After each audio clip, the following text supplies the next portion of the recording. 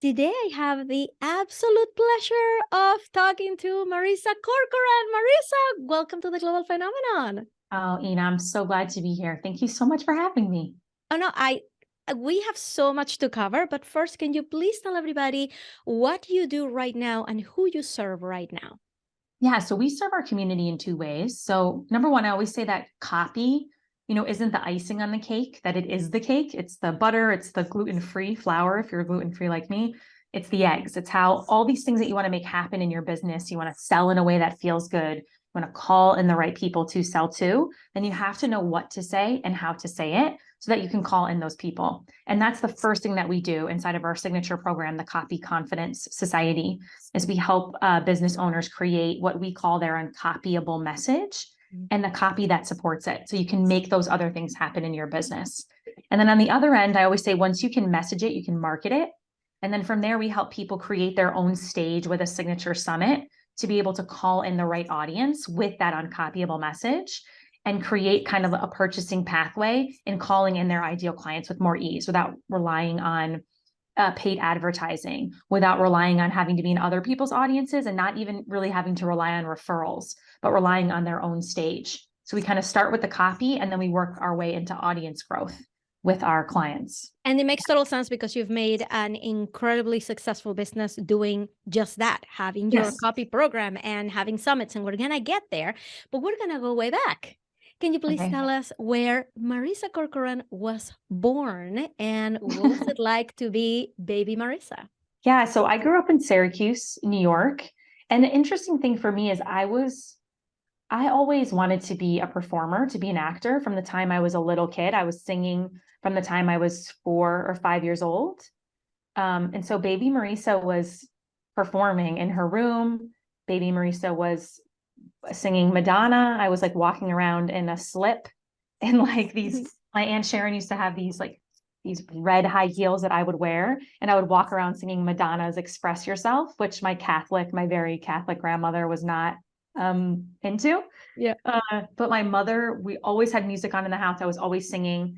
And then from the time I was a little kid, I was doing community theater. So I was performing and in theater. And so baby Marisa was going to be an actor. That's what I was going to do. I never wanted to be anything else. I had no desire to do anything else. I was doing theater from, the time I could. And that's the community that I grew up in, where other people maybe played sports or went to like high school dances and did stuff like that. I was always in a show. I was doing about 2 theater shows from the time I was in 6th grade until I graduated from high school, 2 or 3 a year. And you've mentioned before that in your own family, your grandfather could command the room with storytelling. Your uncle was super funny. That for some reason, stand-up comedy was like in the zeitgeist of your family. Totally. Can you tell us a little bit about that stand-up comedy part? Yeah, I truly believe that my uncle, Mark, could have been a very famous stand-up comic. And I think that my grandfather especially, and I also get this from my dad's side, but my dad died when I was little, so I never really got to see that live out in my dad. But you do see that same kind of humor in my sister as well, my older half sister. So there's like I definitely have that from that side as well. But the side that I spent the most time with was my mom's. And so my maternal grandfather is just so great at telling stories or commanding a room, or if he had a joke to tell, like the detail. And I grew up in a family that really loved stand-up comedy, and we would like repeat the joke. So my Uncle Mark would, retell a joke, and just watching the way he would command the room and the detail he would have, I would watch the way that both of them did that. And so I know that a lot of the way that I do that was from watching them tell a joke and watch people laugh and wait for the laugh and go to the next line. And not even just that, but the way that my grandfather or my uncle would just interact with people around them, whether it was somebody that was seating you, a hostess at a restaurant, to somebody that was giving you a ticket at the movie theater. Like my family finds ways to connect with, hey, how are you doing? Oh my gosh, I really love those. I love those earrings that you're wearing. And that's just who I am. How do you feel that your father passing away, so sorry to hear about that, when you were 2 years old, how did that affect or impact your life from that point on? That's such a good question, Nina. Such a good question. So I'll fast forward just for a second, but I promise it connects. So when I used to live in New York, I had a book club with my girlfriends, and we would read, you know, two books a month. And so this one book we read by the comedian, Judd Apatow, or director Judd Apatow, who had interviewed a bunch of comedians. It's called Sick in the Head, and it's a book of interviews that he'd done with comedians over the years. And there's an interview that he does with Albert Brooks, where Albert Brooks talks about losing his father when he was younger. And he talks about being on the playground, like with his friends, and people would be like swinging and playing. And he would be on the playground. He would have this feeling where he'd look around at everybody else on the playground and be like to these little kids, hey, you know, like this is going to end one day. Like this is all going to end. And it was that idea that as a child, when you learn about death, it's like you learn about the end before you ever have a chance to learn about the beginning. This is essentially what he says. And I remember at book club, we brought our takeaways from the book, and that was my number one takeaway.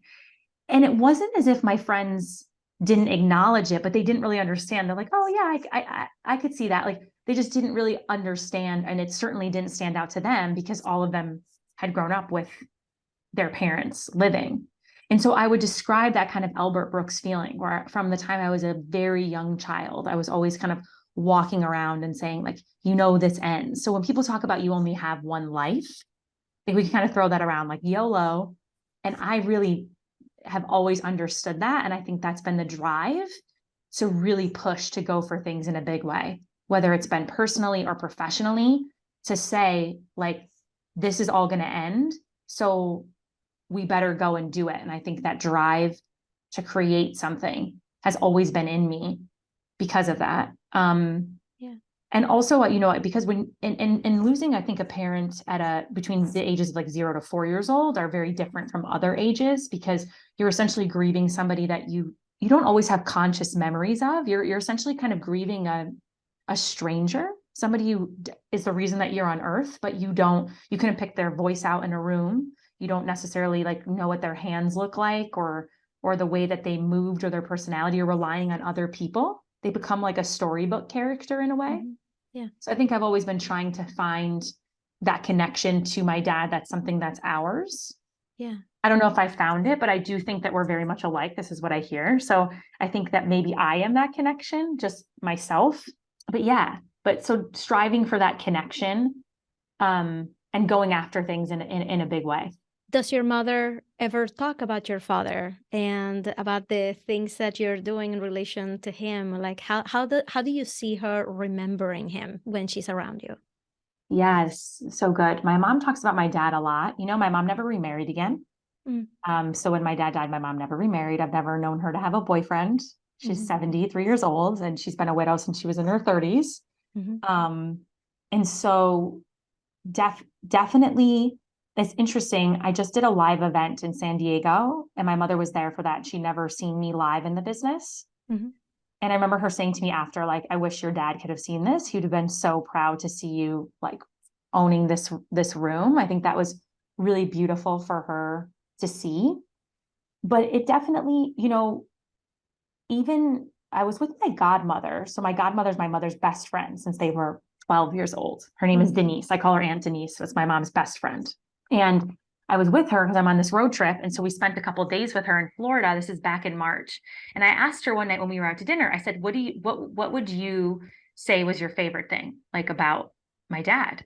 I've been wanting to ask people more questions lately, especially like since my grandfather died and other people that knew my dad well are kind of passing away. I've been wanting to kind of start to ask questions that maybe I never asked when I was younger, you know, or just relying on people to bring him up, not necessarily me asking.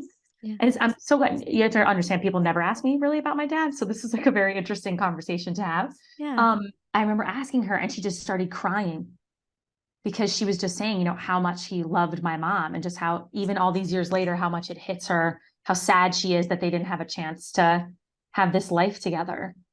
And so his presence is still definitely, you know, around. And my mom, you know, we definitely try to keep that alive. And my sister and my niece, my family, like, you know, there was so much love for him that everyone had. And I remember I was at a wedding a couple years ago, my cousin Nicole's wedding in 2019, like in the before times, like the last wedding before COVID was my cousin Nicole's wedding. And my Aunt Sharon came up to me and I remember I was like dancing or doing something funny. And she said, "Oh my God, I wish your dad could see you. You're so much like him. Like this is exactly something he would be doing at this wedding." I was like out on the dance floor being ridiculous, you know? Yeah. But my mom definitely, she talks about him all the time. Yeah. Do you have that consciousness that now that you're an adult, right? You have relationships, you have a husband, do you realize that in your mother's mind and in your aunt's mind and everybody's mind, your father was a strong presence in their life, and then seeing you not have that experience must be really kind of like strange for them to try to like shake you a little, be like you don't realize, like we knew him and we wish you knew him that way too. Like that's what I'm seeing in their words. I'm a really big fan of the cartoon, the movie, The Princess and the Frog, Yeah. because not because of, her kissing the frog, that's minor, but Princess Tiana is a business owner. She, her whole point is to have Tiana's Place, the restaurant. That's how the movie starts, and in honor of her father. And so in the middle of the movie, when they go to like the swamp and the bog and they meet Mama Odie, and Mama Odie, they sing the big song of the show, of the Disney movie, Yeah. which is called Dig a Little Deeper. She says to Tiana, you're your daddy's daughter, and what he had in him, you've got in you. And I always, always, always, that always hits me, because I believe that that's true. Like I am what he had in him, I also have, and I'm now doing that in ways that are, in my own way, but I know that so much of it comes from him. Can we honor them by saying your parents' names? Yeah, my mom's name is Rita. And my father's name was Anthony, but everyone called him Tony. Yeah. Is that where M. Tony comes Yes, yes, yeah. from? So yeah, That was one of my questions. I didn't think we were going to get to it until the end. That's We so figured funny. it out. Yeah, so for two reasons, actually. So people, when I was performing, always called me Marisa. Yeah. But my name is Marisa. Mm-hmm. And so when I was probably 15 years old performing in theater, I decided I wanted to go by M. Tony, and my given name, Frado, which is my maiden name, M. Tony Frado with an I, so that it was a little bit more at that time feminine, whatever that meant at the time, to honor my dad, so that A, people would stop calling me Marissa. Yeah. B, to honor my dad. And then C, I was a huge fan, and have always been, of Toni Braxton. I feel like she was such a big influence on my life. Yeah. So that's where M. Tony was born. And M. Tony Frado was my stage name until I stopped performing. It was my email address. Like it was everything. And so that's where my Instagram, I'm actually going to be changing it soon. Are you going to go with Marisa?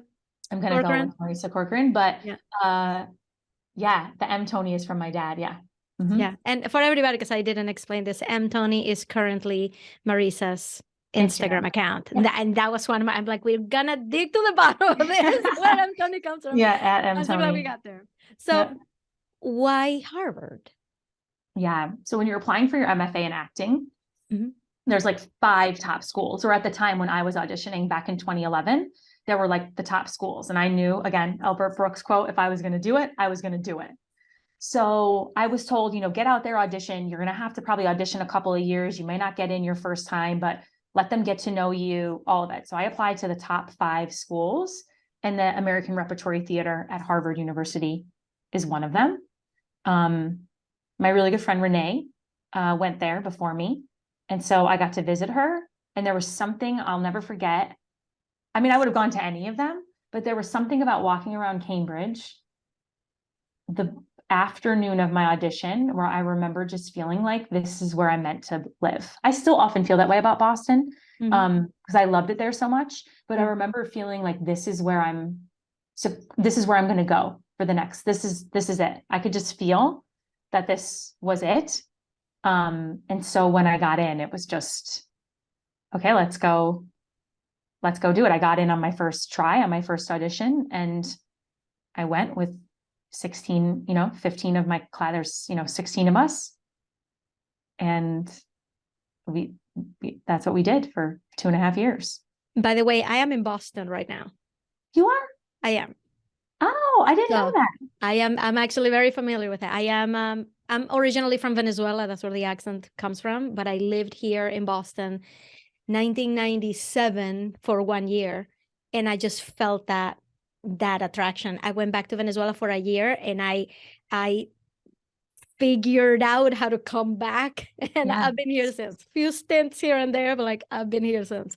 This was like where home was. So I thought I get I it. understand. And there's days where I was just joking because we've been on the West Coast on the road trip. It's been cold on the West Coast. And I think it was good to do the road trip for me to realize I'm not a West Coast person. I'm a Yeah. total East Coaster. Yeah. And I was joking and like sent a meme to my friend of like the Casey Affleck Dunkin' Donuts skit from SNL. And I was like, at my core, this is who I am. Yeah. At my core, I'm like a Dunkin' Donuts like girl from the East Coast. Well, if you're in Boston, you gotta let me know. And Okay, I I'll take you will out. for sure. I'll take you out. Yeah. So did you move to New York immediately after school ended? Yeah, so I lived in New York before. So when I graduated from undergrad, I lived in New York from 2007 to summer of 2011. And then I went to grad school. And when grad school ended in 2013, I went back to New York and I lived in New York from 2013 until January of 2018. So at which point do you meet your husband, Eric? So I met Eric. We were paired in a wedding together in 2011. My best friend from high school married his best friend from college. Mm-hmm. And so we were paired in a wedding together right while I was just starting at Harvard. Yeah. And I remember me being like, oh, I'm not dating anybody. I'm like into school, like I'm doing school, you know? And then he said, well, you know, I'll come visit you. And I was like, okay, let's see, for real. Right. And then he came to visit me every other weekend for 2.5 years in a Mustang from Syracuse to Boston, rain, snow, shine. And he kind of became the like other member of our class in a way. Everybody got to know him. So That's he dedication. went through those years with me. Yeah. So you get to New York and you have multiple jobs like actors do. While you're doing this, one of your side jobs was writing copy. Somebody told you, hey, some people need copy. And you kind of started doing it on the side, started kind of like getting rid of jobs while you were going to auditions, started kind of like focusing on this business. And then I'm actually going to leave links in the show notes for people to hear you tell the story of auditioning for Winnie the Pooh, ultimately not getting it, and taking off the costume in your kitchen in front of your husband and saying, I just can't do this anymore. I'm gonna leave the links for everybody to go and listen when you've told that story before, because I care more about what happens, like what was happening around this time when you decide, this is it, I don't want to do this anymore. I am sick of people having too much control over where my fate is. Like, I am just done with this. And you start to do this copywriting work. Here's where my big question is, because your business became very successful pretty quickly. You started, putting out those offers like, come, I'll teach you how to write this copy. You started doing summits. You had been a part of summits before by being a copywriter behind summits. So you were learning how those work. You started launching yours, the copy chat, right? Things like start to work. My biggest question for you, especially around that time, I want you to think like 2018, right? When things are just starting to work. What is the big difference in your mind from where you're standing now? What is the biggest difference between you in 2018, where things are starting to work and you're starting to make money in your business, and someone who's listening right now, who has been hustling, trying to get copywriting clients, not finding their place in the online world, and really continuing to struggle with making their businesses work? Can you please shed some light in, when you see those two scenarios, what you've been through and what so many people are going through right now, not being able to get it to stick? What do you think is the biggest difference? Yeah, it's such a good question. And I just want to say to anybody out there, I understand it. And even if I say this, it doesn't mean, I always say there's no magic bean in your business. You have these gurus that are like, just follow my map and you'll be, and I understand that, that might not be the case. But the thing that was the catalyst for me was creating my own stage. And for whatever reason, I couldn't do that as an actor, but I thought I could do that here. One of my closest friends, Diana, also encouraged me in the fall of 2018 to create the copy chat, to create my own summit, and to kind of bring everything that I'd learned as an actor and create this space. And I think that was really the change, was I wasn't waiting around. In 2017, I was finally able to let go of my other side jobs and I was just writing. And I'll never forget the day I was hired by a matchmaker that I wrote for a really long time named Lisa. And I never forget, I was walking through Madison Square Park and Lisa asked me what I was getting paid as a cocktail waitress and at the doctor's office. And she said, okay, I can match that and you can just come write for me. And I remember just like collapsing in Madison Square Park, like what? I couldn't believe it. I just bawled my eyes out. And then I went to Anthropologie and bought a dress. I couldn't believe it that I could just be a writer and I could audition. So I'd been writing. So I'd been blessed that I'd had referrals, I had retainer clients, but I was wanting more. It's kind of like the Princess Tiana. Like I wanted Tiana's place. I wanted my thing. And I think creating my own stage, that's what did it, was that I wasn't relying on other people. I started to bring people to me. Like I'm actually here with you today because of the Copy Chat, because Meryl Kriegsman, who brought us together, was on season 1 of the Copy Chat. Yep. And Meryl and I became champions for each other. And so it's this gift that started to keep on giving once I created my own space. So as a business owner, I'd say it doesn't have to be a summit. Maybe it's a podcast. Maybe it's your own webinar or challenge or like week-long thing that you do, something that's your own that you can bring people to you, but you're not relying on other people to do it for you. Yeah. And that was the big change. That was the big catalyst for me. I love that. And for everybody who wants to go back and listen to Meryl Kriegsman's story, that's episode 107 of the Global Phenomenon podcast. Marisa, I'm going to show you a quick video, and then I have a question for you. So for myself this year, this is the first time I've ever taken care of my body. And I mean that sincerely. I've always been somebody who has been small. That has not been something that I've had to struggle with. I've been fortunate in that way. And I wasn't really focused on taking care of myself. And this is the first year that I have. And I've been working out consistently. I've been eating well. And this is huge for me because when I lived in New York, I was just sustaining on like a Dunkin' Donuts coffee and stress and, hoping for the best. So I want you to think about, where were you 6 months ago or on your last birthday? What are those small wins in your life that you can really, really celebrate yourself for? Maybe you set up your work day. That was a big one for me when I decided, okay, I'm really great. I need to write all day on Mondays. I can't talk to clients on Mondays. I need to have that day as a full writing day. Tuesdays and Thursdays are client days. Wednesday's another writing day. And Friday is like my catch-all day. So those are wins that I was able to celebrate. And I want you to celebrate those wins in your own life as well. So here's my question for you after seeing that. Part of something that we hear all the time as entrepreneurs is that what got you here is not what's going to get you there. Mm-hmm. There is one point where you really need to lean into figuring out your self-development, right? Take better care of yourself.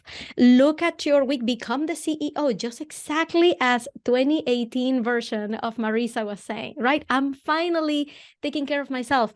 I am finally figuring out my schedule so that things are not so stressful. Can you, after seeing that video, like what comes to mind of what 5 years ago Marisa was going through? It's interesting to watch that because, I had breast cancer last year. Oh, I'm so sorry. Yeah. Oh, no, I'm okay.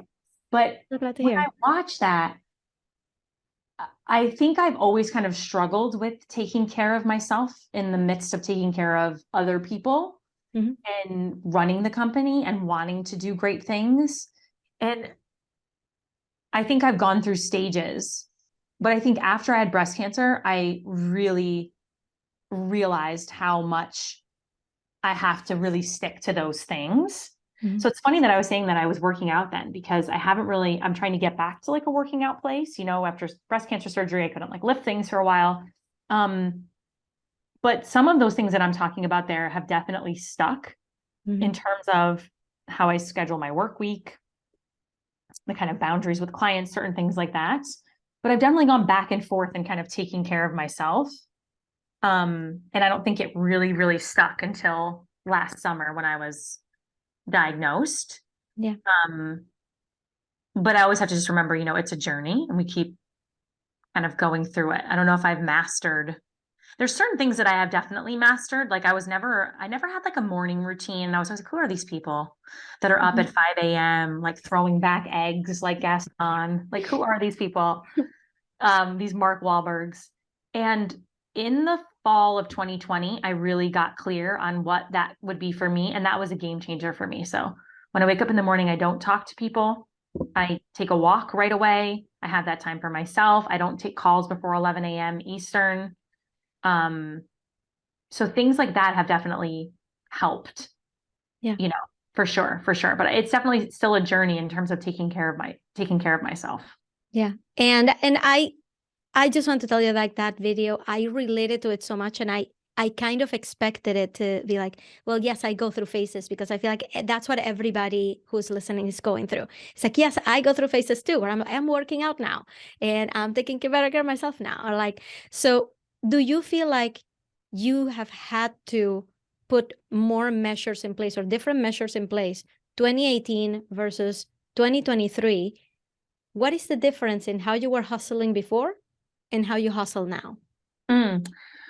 So how I was hustling then, and I think this is a fallacy that people don't understand. Like, to build the business to what we did in the time frame that we did, I worked my butt off, and it was we were doing 2 copy chats a year. I was running 2 copy confidence society. It was like yes. It was say yes and figure it out. And I would say probably last year, around 2021, 2022, I started to notice more ease in that I've established really great connections, or I would hope, that I have a good reputation. And so it's been easier now to fill copy chats. The launches, yes, we have a system, but like I know them. This fall will be the 10th time I've launched the Copy Confidence Society. So now I'm in a different place where now I'm like, okay, how can we get more publicity for the company? How can I be out speaking more? Not like, oh my gosh, where are clients going to come from? I don't have that kind of hustle anymore. Now the hustle is like, how do we show this to more people and expand what has worked so well? Where 5 years ago, it was, when I first pitched people for the copy chat, no one knew who the hell I was. I didn't have celebrity clients. I wrote for a lot of B2C. So business to real people. Like I wrote for health coaches, financial coaches, a matchmaker. I didn't have like celebrity business clients. Yeah. So that hustle was like helping people know who I was, that I was the real deal, that the copy chat was something you'd want to be a part of. And that was my life. And also last summer, we had to take a break from the copy chat when I got breast cancer. And I think that was a time to kind of reevaluate and that fall, even though we didn't do a copy chat, so many people in the online community stepped up and said, I'm happy to share an email for you for the Copy Confidence Society launch, whatever you need. And that's what I realized, that wow, all that hustling and kind of connection had paid off in the way that people were really stepping up to support me during this time. And we still had a 6-figure launch last fall. Yeah. Now you are able to do this, and please correct me, as I know that the Copy Chat Summit doesn't rely on ads. This is all networking. This is all people sharing. This is all organic. For your launches, do you use ads? No, I never spent a dime on paid advertising. Can you please tell us the gold nugget of how you do a 6-figure launch without ads? What is everybody not getting about this? I think relationships. I think the formula is really that I've created my own stage and brought people to me. Business Insider interviewed me on this in 2020, and I talked about this kind of formula that I kind of made up on the fly as they asked me, like, similar question, how did you do this? And I remember sitting in a coffee shop, like the last coffee shop I would sit in before the pandemic. Yeah. And I remember sitting in the coffee shop like, okay. So it's really about creating that stage, what I call like schmoozing with sincerity, creating relationships with people. So instead of worrying about creating posts or social media, I really spend my time connecting with people and building those relationships. And I think that's been the gateway, and the copy chat. So yes, people will go spend money on ads. I've spent money, I've invested, but I've invested in the copy chat. Yeah. And I just kept doing the copy chat over and over again. So it's not like I haven't spent money, just my investment has been instead of on paid ads, it's been in the copy chat. And that has brought people to me. It's created relationships, and that helps us get a certain amount of people in for the webinar that we do. And we get about, it's so wild you're asking me this. Only the first time I launched the Copy Confidence Society was it not a 6-figure launch. I don't even think I knew that until you asked me. So the very first time I launched the Copy Confidence Society off the first Copy Chat in the spring of 2019, it was a $60,000 launch. And I remember I couldn't believe it. I'd never seen money like that, but I was like, what in the world? And then my fall launch was 112. The one after that was like 300. Like I just kept, I've never not had a 6-figure launch for the Copy Confidence Society besides the first one. I wish I could spend the next 45 minutes talking to you more about this, but I really want to be respectful of your time because you have been so generous to tell us, to share your story, because you have been so generous to share your story with us. So thank you so much. What do you think is the biggest misconception that people have of you as a successful businesswoman? I think that, as I've talked about, like I work so hard, I think people also think that maybe that's all I do. But I also have to say, like, I'm on a road trip all this year, traveling America. I just was gone for 2 weeks. I don't work on the weekends. The 4th week of the month, we have what we call a flex week where I don't have client calls. So I definitely we go for the beach 2 weeks in the summer. I can go. So I definitely have this freedom that we found. I think sometimes people they're like, oh my gosh, if I was to do this, I'd be working so much. And like, yes, I certainly did. But I definitely also have a lot of freedom and time, to read and do all the, I'm a big book nerd. I read like 35 books last year, so I definitely have that time too. And I think people might have a misconception that, oh my God, especially after I've gone through periods of grief, like when Di died and then my grandpa died and I got breast cancer, I actually find joy in working.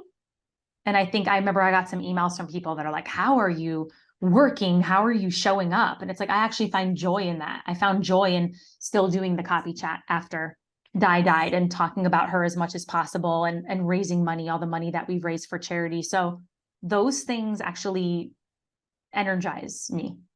Yeah. So if everybody who's listening had to do what you're about to tell them to do, and they have to do it in the next 24 hours, what would that thing be? Actually send a DM or an email to somebody's content or somebody like that you've been wanting to connect with or admire, and be specific about why, even if the content was from a month ago. Hey, Ina, I heard so-and-so on the Global Phenomenon podcast. I absolutely loved when you asked this particular question. Like, find time to connect more than you're consuming and more that you're, and even more than you're creating content. Put connection first, even if it's like, okay, I'm going to reach out to 3 people. Love it. You're speaking to my heart. Engagement is the thing. I'm very sorry to hear about your friend Di. I didn't realize that. I'm so sorry. Let's see, where can we follow you? Let's lighten it up. Let's lighten the mood. I promise you, I'm very funny. I have lots of like funny things that happen too. It's not just like death and cancer. I promise you.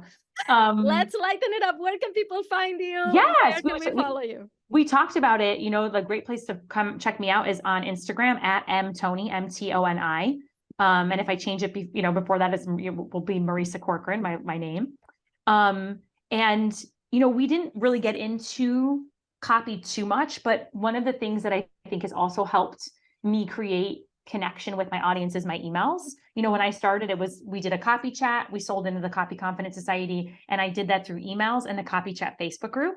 And that's what I did we've been doing this growing into our 10th launch. And I feel that our emails have really helped us create that connection. So I always say, like, you can write the best email, but if nobody reads it, then what the heck? So I have a really great resource called the 50+ scroll stopping subject lines. At the party last week that I threw for Laura Belger at the time that we're recording, somebody came up to me and said, oh my gosh, Marisa, I just wanted to tell you I've been on your email list. I use the 50+ scroll stopping subject lines at least like twice a month. I will go and reference it and use it for my emails. And it's always so helpful. So you can grab that at the link in my bio on Instagram, or you can just go to marisacorcoran.com/subject lines. And you can grab it. And I give you 3 formulas. I show you how to swipe it from magazines, all sorts of stuff. And we'll put the link right in the show notes. So you don't have to go digging for it. You just click on this episode and go right there and sign up.